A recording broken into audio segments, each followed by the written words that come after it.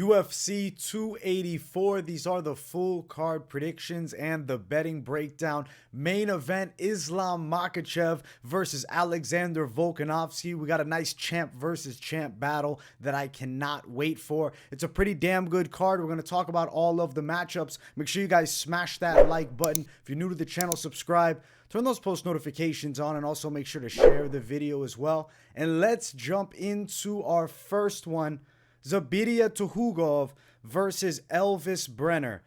Tukhugov should definitely win this fight. Brenner is not looking like the level of any of recent opponents by Zubaira Tukhugov. He's not a bad prospect. 13-3 record from Brazil. He's fighting, on that Brazilian national scene. He picked up 2 losses recently there. I see a guy with a good grappling skill set, an okay striking game, but very stiff in the stand-up, whereas he's not with a lot of head movement. On the opposite side, Tukhugov is a guy that can box well. He's very good with his hands. Nice jab. Like I said, the competition level's been pretty good for Tukhugov. Ricardo Ramos in his last fight he just beat is a real Brazilian prospect. This, to me, is a step down in competition. And we can't count out Zubaira's wrestling in the back pocket and overall his good pressure game. And he fights with a pretty high volume, takes a good shot, definitely lands a good shot. I see him knocking Elves Brenner out. On the side of Brenner, one thing to note, he is a Chute box fighter, so he does train with the likes of Charles Oliveira. We've seen Oliveira in his corner in those fights over in Brazil. Doesn't matter here. I'm going with Tukhugov. He's going to get the win. I'm calling the finish. We're going knockout, and I'm going to say towards second round is what I'm feeling. Could be earlier, but I'm thinking a little bit later, especially Brenner jumping in on short notice. Respect for him doing it, but he's going to lose. Odds -450 to Tukhugov. They're very wide. +405 for Elves Brenner. I got to ride with Tukhugov. High confidence. He's getting a knockout win. Should be a pretty damn good first fight of the night. Things are going to get started off hot here with Tukhugov getting his hand raised. I can't wait for it. Good first one. Next fight on the card. Bilder versus Shane Young. I got to ride with Bilder in this fight. I'm going to go with the undefeated fighter. He does get hurt a lot, though. We've seen him dropped numerous times throughout his career. Comes back from adversity, so we know he can be hurt. But we also know he's a fighter that can go through and come back and, fight through hell. Gets backs of opponents pretty well when they're in the grappling exchanges. He tends to jump to back quick. He seems pretty fast with his transitions on the mat. Shane Young on the other side is a pretty good Thai-style kickboxer with decent pressure, but nothing he does is overly impressive to me. Obviously, he's at a good gym at City Kickboxing. He's pretty durable. I do feel like I got to go the undefeated fighter here and the person who I think has the superior grappling tool set, especially with his capabilities of taking the back. If he didn't have that ability, it'd be a little harder with Shane Young because City Kickboxing in general is known for solid takedown defense. But I think Bilder could actually work towards getting Shane Young's back. It's not like Bilder's going to be a fish out of water with the striking. He definitely can sit down and mix it up. A guy who likes to throw a lot of power in his punches. I feel like he's got a pretty money right hand and a left hook that he follows it with. I like the skill sets enough so to pick him. And it's also the fact that I don't think Shane Young is, super top tier. So we're going with Bilder to get the win. In a tough out, I'm going to say he does it by a decision. And definitely look out for his grappling. I think he could potentially take Shane Young's back. But I'm not going to call finish. I do expect them to go the full 3 and fairly competitive fight still. As far as the lines, underdog Bilder sitting at +115. Shane Young -125. I like that close money underdog on the Bilder side. I think he can win. Definitely a grappling skill set advantage. The striking, technically you would favor Young, but Bilder's a bit explosive, and I think he might have heavier hands than Shane Young too. So we're going Bilder for the W in this matchup. Let's keep running up. Next fight on the card. Loma, Lookboonmee versus Elise Reed. You have to ride with Loma to get the win here. I think she's going to win the decision. She's got good Muay Thai. She's a Thai fighter. I think that she's going to be outstriking Elise Reed. And if Reed wants to try to close that gap and grapple, she's going to be met with a girl who's physically stronger and more explosive than her. There's a lot of Muay Thai experience for Loma. And that really, to me, is going to favor her inside a clinch position. She's going to be stronger and more explosive. I could see her even working trips and ending up on top of Elise Reed. Because Lookboonmee is not one-dimensional. Yes, the Muay Thai base is there, but she can definitely grapple too. The better athlete. I think the physically stronger fighter. And I think the fighter on the way to the win. I see her beating Elise Reed here. I'm going to say it's probably a unanimous decision for her in this one. As far as the odds with these two, minus 270 Lookboonmee, plus 235 Reed. Lookboonmee is a wide favorite, but I am pretty damn confident that she wins it. Obviously, I would have loved to see a closer tag, but at minus 270, she's still winning the fight. It's the pick. She's got this one. 27-2. Lookboonmee's going to be making a lot of constant improvements, and I don't think we've seen the best of her just yet. I think she's got a big potential on the way, and she could work towards the rankings with time because only 27 and fought some decent little competition in the UFC. Not the top tier, but some solid girls. She's definitely going to run through Elise Reed in this one. Decision win. Next fight on the card. Jack Jenkins versus Don Shainis. Listen, they're giving Jack Jenkins a tough opponent, but one that he should be able to win against. I think that he's going to find success over Don Shainis. So obviously the pick, Jack Jenkins here. I expect the wrestling to be a factor in this one. Jenkins is pretty solid from top position. He's a patient grappler. He's a guy that will pepper you with ground and pound, work towards passing to more dominant position. But I don't think he's going to go crazy and rush those positions, even if he has, a good opportunity. He's going to be calculated. I like the calculated skill set that you see from Jenkins on the floor. Shainis on the other side is a scrappy striker, somebody that did really bad in his debut. Granted, it was against Sadiq Yusuf. That's not a fair debut for a guy coming from the regional scene. And I feel like, on short notice, he got tapped in like 30 seconds by a guillotine. He can grapple, but he also gets taken down a lot. You see fights, he's flipping positions with fighters. Jenkins is going to be the one leading the way, putting the pressure on Shainis, and I think he's on his way to winning. The method of victory, I'm torn on a bit, but if you look at Shainis, he's finishing everybody besides, I guess, this dude, Rod Costa Un. I wrote down initially Jenkins' decision. I think I'm going to stick with decision, but in Australia, it wouldn't blow my mind if Jenkins is able to lock up a neck and maybe strangle Shainis from the back. So we're going to ride Jack Jenkins. I'm pretty confident he pulls this one out. Good win for the Aussies. Minus 318 Jenkins, plus 275 Shainis. I like Jenkins to get this one done. Let's keep on running up. Next fight on the card. This one's really fun. Jamie Mullarkey versus Francisco Prado. I'm going against the grain. I think Francisco Prado's pretty dangerous. I know he's 11-0, and it's like, who has he fought? That's a big concern that I have because he's literally fighting all Argentine fighters in Argentina, and he's running them all over. But his boxing power seems very impressive. And here's my thought process in picking him. Jamie Mullarkey, as solid of a striker as he is, there's minimal head movement. He's super hittable down the line.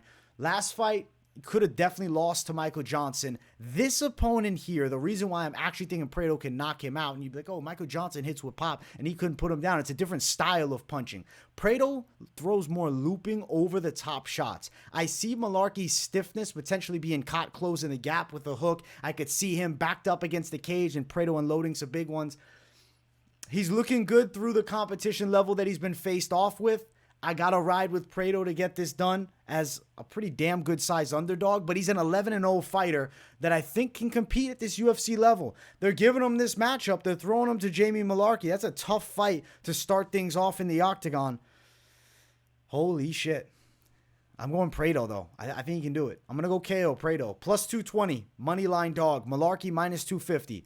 Mullarkey's stiffness in the stand-up is my biggest concern, and enough so that I think I can pick this young knockout artist. Obviously, we haven't seen him tested at the highest of levels. We're going to find out on Saturday. I'm going to say that he can pull this thing out. We're going Francisco Prado to knock Jamie Mullarkey out.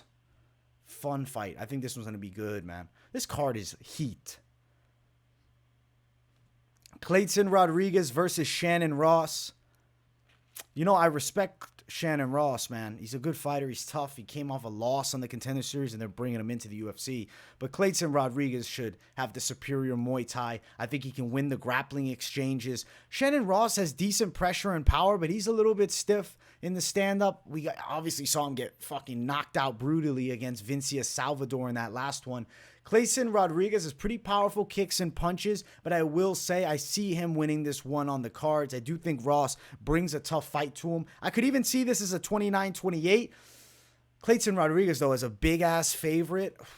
It's a risky play if you're looking to bet that one for the simple reason you saw his last fight. He didn't look tremendous. He fought CJ Vergara in a toss-up decision. He lost the split decision. A lot of people felt that he could have won. Other people felt it was the right call. Anyways, toss-up fight. In this one here, I think it's going to be competitive too. I think Ross is going to be on him trying to fight with pressure. I think Clayton Rodrigues' Muay Thai will come in handy in this one and will be able to land the more significant strikes. And like I said, if they do go to the floor, I have to say I believe Rodrigues would be a little bit better with his positional grappling as opposed to Shannon Ross. Good fight, though. Both guys are going to throw down. I think it's a nice matchup. 29-28, Clayton Rodrigues. Split decision would not blow my mind either, but I do think Rodrigues at the end of it gets it by enough. Minus 275, Clayton Rodrigues. That's too wide. Plus 240, Shannon Ross. Clayton shouldn't be this wide of a favorite after his last performance, but he is, unfortunately. Rodrigues is the pick. Next fight on the card. Josh Culibao and Melsik Baghdasaryan. It's a fun matchup. I like this fight. I got to go with Melsik Baghdasaryan. I think he's the more clean and precise striker, but I do think Josh Culibao is explosive and fast. He's got some power in his hands. He rips heavy kicks. He can close the gap well. Beat Sung Woo Choi. I picked Culibao as a dog in that fight, so it's not like I'm an anti-Culibao guy. I think he's a tough out, but I just think Baghdasaryan, the better technical striking, haven't fought as a real kickboxer, like, in professional kickboxing. We know he's got some chops with the striking game. I think he's just a bit cleaner and more precise than Culibao. Culibao uses more explosion and athleticism. I think Baghdasaryan will have pretty good distance management, will throw kicks and punches from the outside, and I also think he's better defensively. He gets hit less, hit more, get hit less. Usually, you end up winning the fight unless you're getting held down the whole time. And I don't think Culibao turns into Josh Kulibayev. So we're going with Melsik Baghdasaryan to get the win via decision in a good fight because obviously the lines are crazy close. We got pretty much minus 105 on both sides. Even pick'em line makes sense for this matchup, but I think Baghdasaryan does have this one. I think he's going to take it on the cards. He's a good prospect, man. 7-1. Armenian guy. These Armenians are nasty kickboxers, and I think he'll beat Josh Culibao. He's good, but just a little bit too hittable. There's moments against Sung Woo Choi. Baghdasaryan lands the more precise and clean shots and avoids getting hit. We're going with him for the W. The Australians, man, we're picking against a few of these Aussies here. Next one, it is the featured prelim of the night. It's Tyson Pedro and Modestas Bukauskas. You got to go Tyson Pedro, man. Bukauskas is jumping in after getting his knee destroyed against Khalil. He then comes back and wins 2 fights in Cage Warriors. Neither of those opponents reflect, the top of competition level that I'm like, yeah, he's ready to bounce back. Like, he still is fighting similar to before. And I mean, he's not a bad fighter. Like, I feel like, I hate to say this, but I think Modestas Bukauskas is a well-rounded but incredibly average fighter right now. There's nothing incredible that he does. He doesn't have this big knockout power. He doesn't have this crazy kicking game, these super fast hands, this great takedown, this excellent jiu-jitsu. He's got solid kickboxing, a bit of pop in his straight right. But outside of that, I'm not overly impressed. Also, low kicks tend to be something that get to him. Tyson Pedro has developed calf kicks from hell. Now, let's be real. Tyson Pedro is coming off 2 back-to-back wins against tomato cans. Ike Villanueva is a tough motherfucker, but as far as that real UFC light heavyweight caliber, not top level. He's on a long layoff. Obviously, the UFC is very interested in building him for that Australian market. I do think Pedro's a marketable guy. I'm a fan of his fighting style. He's got power in his hands. He's got quality kicks. And honestly, on the floor, you cannot forget about his jiu-jitsu. We're forgetting about his grappling because he's letting everybody know that he can fight. He's lighting them all up on the feet. He's probably going to light Bukauskas up on the feet, but don't be surprised if Tyson Pedro hurts Bukauskas in the striking department and then chose to follow it up and look maybe for a submission. Either way, I have to still go KO. I'm going to go Pedro by knockout. I think he'll sleep Bukauskas in the first 2 rounds. He's going to outstrike him, land more precise shots, make Bukauskas worry about those legs. He'll slow the movement, and he'll find the kill shot and put the lights out. I think Tyson Pedro's a real prospect at 205 pounds. Minus 230 for Tyson Pedro. That's actually not bad. I think that the skill sets, it could be wider. Bukauskas plus 215. I'm on Tyson Pedro. I'm feeling really good about it too. Tyson Pedro to get the win. And he gets that 3-fight win streak on. Pedro's been in there with some killers too. Let's not forget. Shogun Rua 4 years ago. OSP. And then, I mean, beforehand, though, he'd beaten the likes of like a Khalil Roundtree.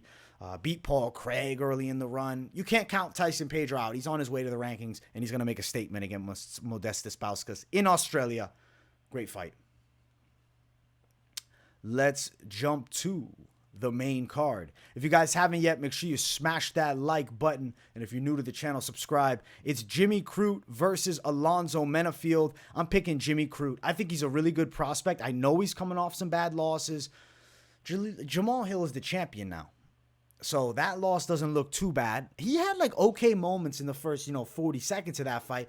Obviously, something that Jimmy Crute does is he, lets it go a reckless abandon. I think he wins this one against Alonzo Menifield. I think he can outstrike Menifield and 100% will work him if they go to the ground. Jimmy Crute's got a solid grappling game. Menifield's got powerful striking, but he slaps with some of his punches. He's a little bit awkward. He's been knocked out before. I think Jimmy Crute can actually hurt Menifield on the feet, and then it'll go towards the floor, and that's where he'll find a submission win.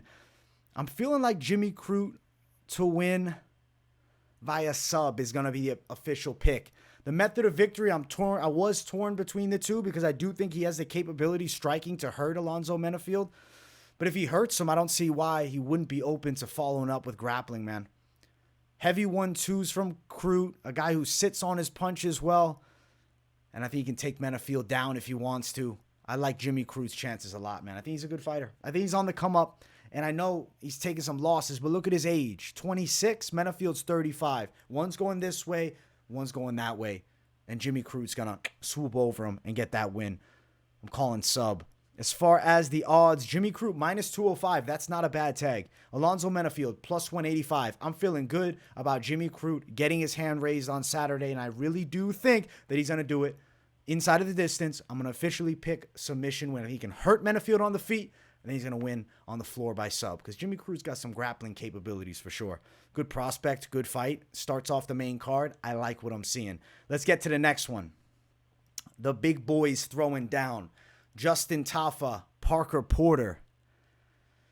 I got to go Justin Tafa. I can't go with pork chop Parker Porter on this one. He's got good wrestling, like good enough. Not top tier, but good enough wrestling. He can take opponents down and use that weight. Justin Tafa is extremely explosive. I think he's getting better each time we see him. If he lands one shot, he can rattle Parker Porter. I know Porter, at one point he was on a 3-fight win streak. Josh Parisian, Chase Sherman, and Alan Boldet. Okay, none of those guys, none of them, carry the power that Justin Tafa has. There's fight-ending power in every one of his strikes. He needs one shot, and it could seriously hurt Parker Porter, who's been knocked out before. I feel like because of the weight that Tafa has, Porter is not going to have that same ability to just bully him to the mat using that size edge.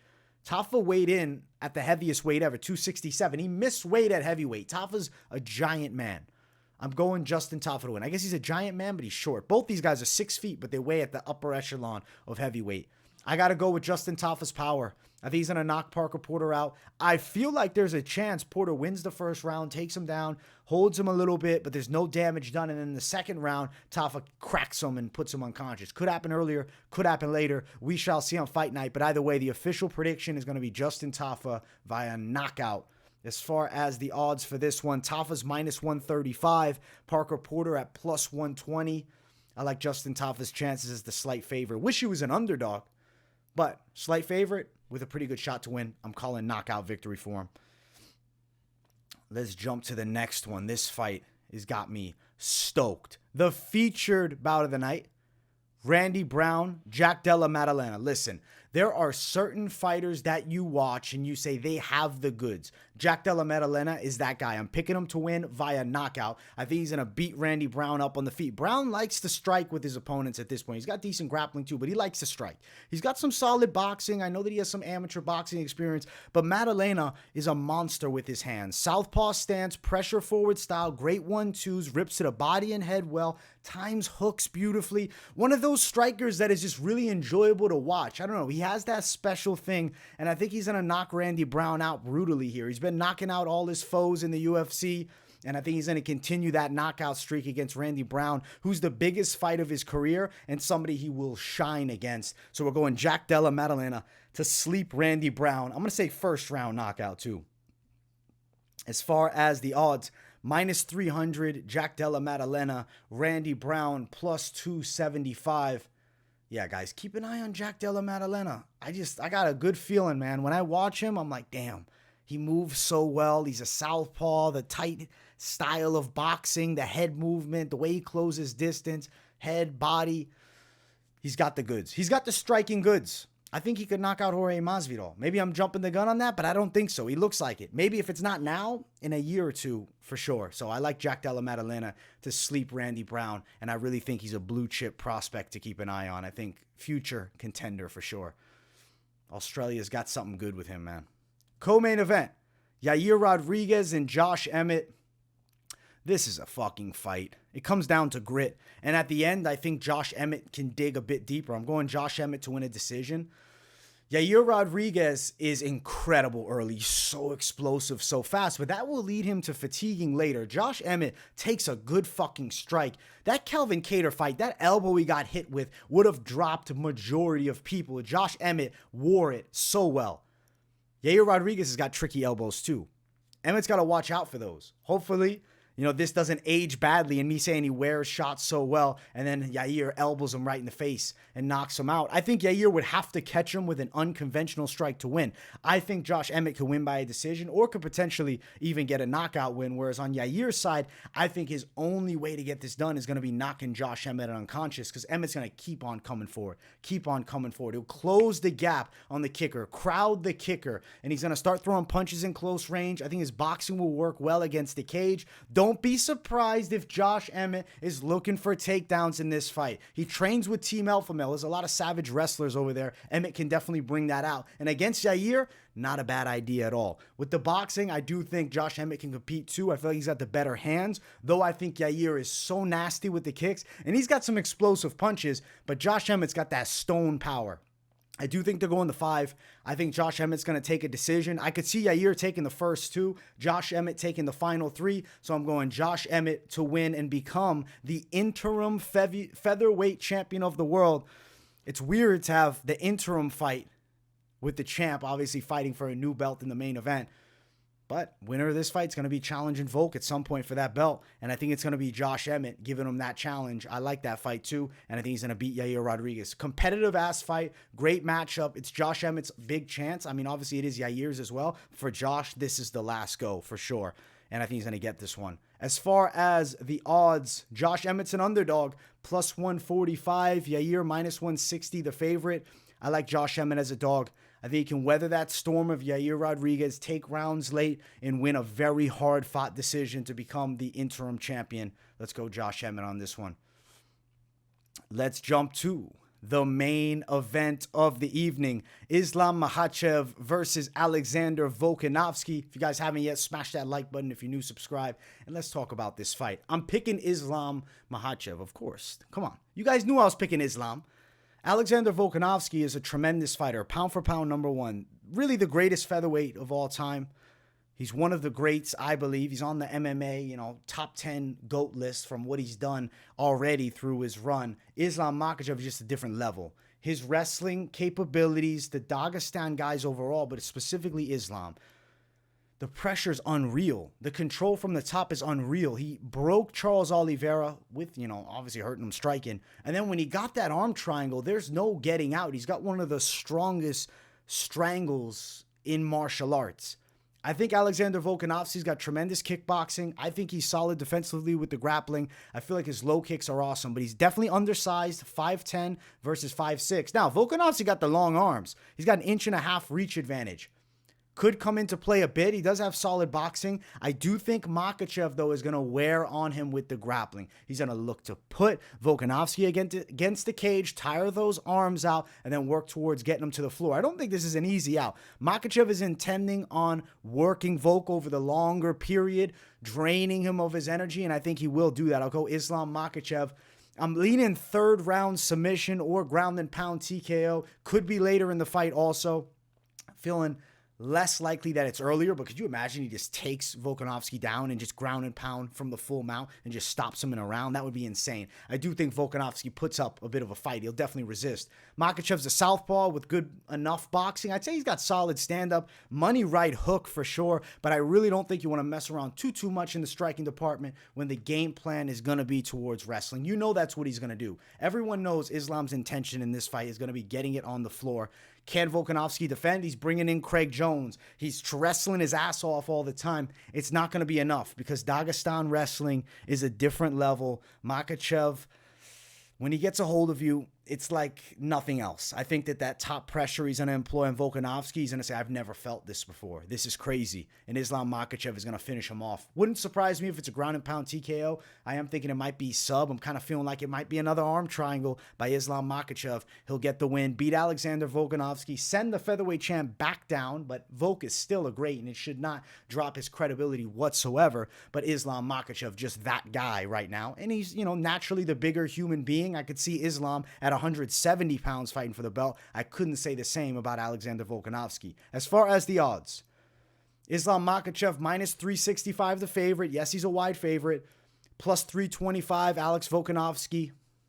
I got to go the strong favorite Islam Makhachev to get the win and just continue the dominance of Dagestani wrestling in the lightweight division. He's going to do it by putting a stamp on this one, beating the #1 pound-for-pound fighter, and maybe Islam Makhachev is going to be #1 pound-for-pound come next week. We shall see. Looking forward to UFC 284. I'm going to be live for the entire card, so make sure you guys tune in to that Fight Companion. I hope you enjoyed the breakdown here. Let me know in the comments what you guys think of the picks. Definitely drop your picks as well. Smash the hell out of the like button. If you're new to the channel, subscribe. Make sure you turn those post notifications on too. And if you don't have anything to say, if you just want to support me, drop a W in the comments to boost that algorithm, baby. Much love, my people. Thank you all so much for tuning in, and I will see you all in the next one. Peace, guys.